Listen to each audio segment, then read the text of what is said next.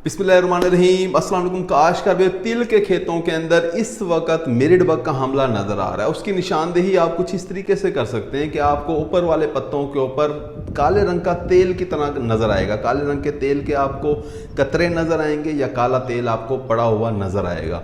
काश्तकार, married bug एक रस चूसने वाला कीड़ा है। जब ये रस चूसता है तो पत्तों को कमज़ोर कर रहा होता है, फूलों से रस चूसता है, फूल गिरना शुरू हो जाते हैं, टहनियों से रस चूस रहा होता है, पत्ते की निचली साइड पे आमतौर पे पाया जाता है। तादाद इसकी बहुत ज़्यादा हो जाती है। अगर तो 5-6 फी पौधा भी आपको नज़र आए फिर तो स्प्रे की ज़रूरत नहीं है, लेकिन जब इससे तादाद बढ़ जाए तो फिर स्प्रे आपको लाजमी तौर पे करना पड़ जाता है। रस चूस चूस के पत्तों को जंग आलूद कर देता है, फसल आपको झुलसी हुई नज़र आती है, फसल के अंदर से हरियाली आपको गायब होती हुई नज़र आती है, फसल आपकी हल्के हरे रंग की नज़र आ रही होती है, पत्तों की शक्ल बिगड़ जाती है, पत्ते आपको ख़राब होते हुए नज़र आ रहे होते हैं। काश को मेरिड बग का वक्त पे ही कंट्रोल करना बेहतर होता है। काला तेल अगर आपको नज़र आ रहा है, पत्ते ख़राब होते हुए नज़र आ रहे हैं, जंग आलूद होते हुए नज़र आ रहे हैं, तो फिर आप इंतज़ार बिल्कुल ना करें, फ़ौरन स्प्रे कर दें। स्प्रे इसलिए हम बता रहे हैं कि अगर आप इसका स्प्रे नहीं करेंगे तो ठीक 20 दिन के बाद, 1 महीने के बाद आपको अपने खेत के अंदर गुलदस्ते बने हुए नज़र आएंगे। होगा क्या कि ये रस चूसने वाला कीड़ा बीमारी को फैलाएगा।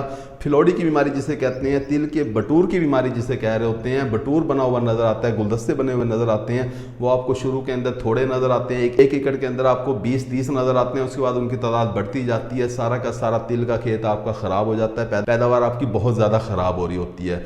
काश्तकार भाई, मेरिड बग को कंट्रोल करने के लिए आपको चाहिए कि आप अमीडाक्लोप्रिड जहर का ही इस्तेमाल कर लें। 250 मिलीलीटर फी एकड़ के हिसाब से इस्तेमाल करें, या फिर आप बाइफेंथ्रीन 250 मिलीलीटर फी एकड़ के हिसाब से इस्तेमाल करें।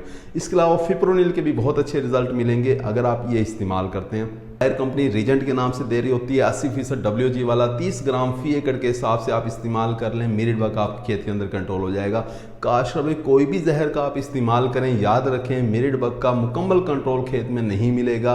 आपको ठीक 5 से 6 दिन के बाद दोबारा भी रिपीट स्प्रे करना पड़ेगा, क्योंकि एक एक पौधे के ऊपर मेरिड बग की तादाद अगर 100 है, 200 है या 300 है, तो स्प्रे जब आप करते हैं तो उससे मुकम्मल तौर पर खात्मा नहीं होता, कुछ ना कुछ लाजमी बच जाते हैं कीड़े, और वो कीड़े एक हफ्ते के अंदर वो दोबारा से उतनी ही तादाद के अंदर आपको नज़र आ रहे होते हैं। लिहाजा आपको 2 से 3-4 स्प्रे आपको मेरिड बग के खिलाफ करने पड़ सकते हैं, लेकिन मजबूरी ये है कि लाजमी आपको करने पड़ेंगे। नहीं करेंगे तो तिल की फसल बर्बाद हो जाएगी। हमारे बहुत से काश्तकार दोस्तों ने इस साल तिल की फसल काश्त की हुई है। अगर वो भरपूर पैदावार हासिल करना चाहते हैं तो इस कीड़े का लाजमी तौर पर कंट्रोल करें।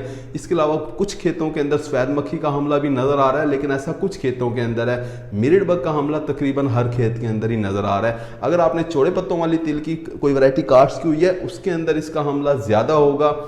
इसी तरह से TH06 जो वैरायटी है उसके अंदर भी मेरिड बग का हमला ज़्यादा होता है। बारीक पत्तों वाली अगर आपकी वैरायटी है तिल की तो उसके अंदर हमला कुछ कम होता है, लेकिन मेरिड बग का हमला उस खेत के अंदर भी होता है। उम्मीद है कि वीडियो आपको समझ आ गई होगी। अपना ख्याल रखिएगा। अल्लाह हाफिज़।